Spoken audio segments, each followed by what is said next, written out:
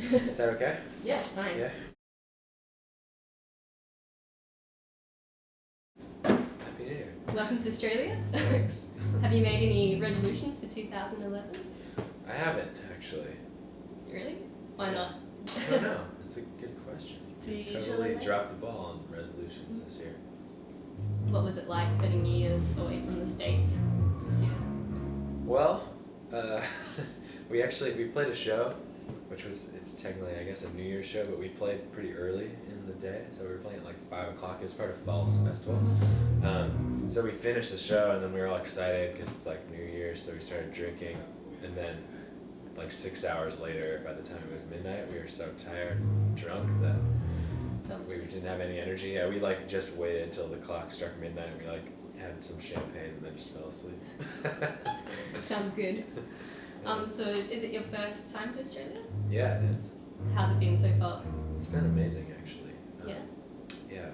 It's been a crazy experience because it's been such a whirlwind tour. Like I was telling you, we are traveling all the time. Like we just fly from show to show, and it's really intense. So we don't get as much time as I would like to explore because it seems really cool. But we had a couple times chances to like swim and see the beach, which was really beautiful, and got to walk around Sydney a little bit. And everyone we met's been really awesome. Crowds are good. So what's your highlight of the trip so far? Well, Sydney was probably, swimming in Lorne was pretty amazing. It was really beautiful, and everyone was talking about how the water's colder there, which is true, I guess, but we were there like on one of the hottest days it's been so far. It was like 100 degrees, Fahrenheit, whatever it is. And we finished our set and we were so hot and sweaty, and then we just went straight to the beach and jumped in, and it was like the best feeling. And the water is so clear. Nice. Did you play the Tasmania show as well? Yeah. That was nice too. We walked to the beach there, but it was too cold that day to go swimming. And in Sydney, we just had a lot of fun. That was probably the best show last night. It's great to play in a club. I like playing in clubs better than outside. Why is that? Well, it sounds better. That's the big thing.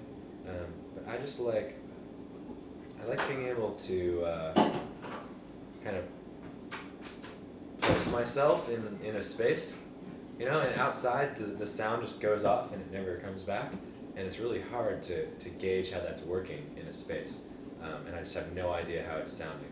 Versus in a room, what you're hearing on stage is kind of skewed from what everyone else is hearing, but at least you're getting an idea of somehow how the sound is reacting in the space. So that's what I like. Yeah. Seem to be kind of like really technical about the sound out there. Sometimes, yeah. I mean, if we have the chance to. I mean, unfortunately, like because we are from the States and we can't bring all our stuff. Like we can't do as an elaborate thing here, so it's a little rawer. But it seems to be working out.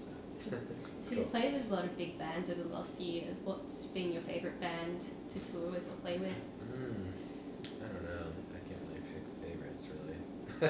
We played with a festival with Prince once. That was pretty awesome. And we played another festival with Paul McCartney. Did you get to meet either of them? No, actually. That's a shame. I tried to meet Paul, but he literally had like half the backstage was like his compound sectioned off. I glimpsed into this one corner, like little slit through into his backstage, and there's this like huge fruit pyramid. It was like taller than me, like made of fruit. And I was like looking in, and this guy was like, "Move along," pushed me out of the way. That's the closest I got to see Paul McCartney was his fruit. So you got a bigger rider than you guys did. Yeah, I don't know if we even had a rider that show. So yes, it's a shame. Much bigger. So have you got to meet any other kind of idols or musical heroes? Let me think about that. We got to meet Jason Schwartzman at our show in New York, which was pretty rad. Awesome. I'm a big fan of his. Yeah. That was really cool. We just met Tame Impala at the festival, who I really liked. They're from Perth. Yeah, I know. Yeah. Yeah, we hung out with them a bit actually because we were on the same festival for Was that shows. Southbound? Falls and then Sunset. Okay, Sounds, yeah. I haven't really listened to that band. I wouldn't say they're my heroes. Yeah. No, sorry. I haven't listened to them much until recently because they're a new band. Yeah. But they were really awesome, loud and cool to hang So you've had a really big response to the album, particularly in 2010. Where does the name Big Echo kind of originate from? Well, there's a couple of different meanings. If you think about what I was talking about, like in the space of a room, it was definitely kind of embracing that idea of like trying to capture a space and capture some kind of echo. So that big echo is kind of referring to all the different sounds we made in that kind of like form this weird massive sound that is kind of mysterious and magical or whatever. So that's a big echo. And then also I was thinking a lot about how your experiences and memories and everything are constantly like coming back to be a part of your life and defining you, and thinking about how like the person you are is shaped by like this echo of all your memories and experiences. So that's the lyrical idea. So there's this big echo of experience. Great. Yeah. So I absolutely love the song Excuses, but what's your personal favourite song to play? Well, I can't really pick a favorite. That's like picking a favorite child or something. I just like, I like it all. I mean, I feel like what I'm most proud of is how everything works together, because I really like albums as a whole, and I approached it that way when writing the songs, even from the first stages, and we approached it that way when we were recording it as a band. So yeah, I really just like the whole thing and the whole story. Yeah. So you write all the songs yourself? Yeah, I write them at home, and then we kind of, where it goes from there varies, you know, whether it's like changes completely or whether we kind of preserve how it started. And you got to co-produce with Chris from Grizzly Bear. What was that like? Were you a fan of their band beforehand? Or? Yeah, that was really great working with him. I met him. He came to a bunch of our shows in New York as we were touring through, you know, in various cycles. And the first time I met him, I was just so excited. I saw him in the crowd, and I thought it was so cool that he came to the show. And then he really liked the new songs, and he heard some of the demos of, like, Excuses was one of the songs, and then Mason Jar was one of the songs, and a couple others, and he just was really excited about it. And from the get-go, it was just, I felt really good about talking to him about music, which is hard for a lot of musicians, I think. Like, it's really hard to express or come to terms on certain things because it's so like subjective, and also it's really personal a lot of the time, like the music you're making. So you're always scared of like kind of giving up. At least I am scared of giving up any kind of power or any kind of writing or whatever over the songs.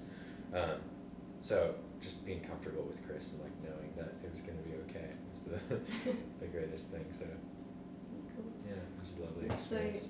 So the video of the recording of Excuses, I think it's the Yours Truly session, that's kind of gone nuts over blogs all over the internet. Who are all the people in the room singing and playing with you guys? Well, there's a ton. I mean, there's a bunch of our just friends that we've known around the Bay Area. We pretty much like told everyone we know that they should come to that, and not everyone was able to, but a lot of them were honestly. There's a lot of friends from bands.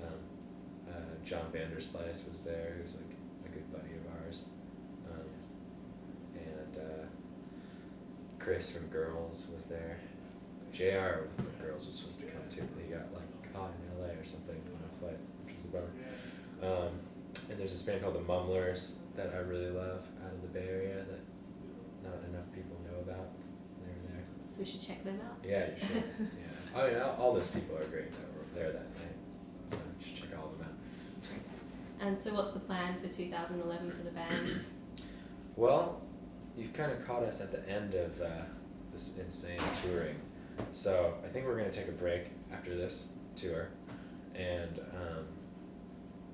have a lot of new songs. So I really want to just start recording and get into the next album phase. And I think we'll do a handful of shows. We're trying to go to Japan, as we've never been there.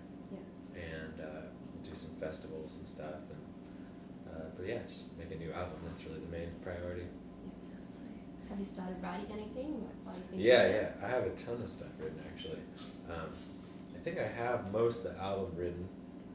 So it's a matter of kind of like figuring out how we want to record it, if we want to work with someone else, if we want to just do it ourselves or whatever. Getting all the logistical stuff figured out. Thanks so much for your time. Yeah, Thanks, no Chris. problem.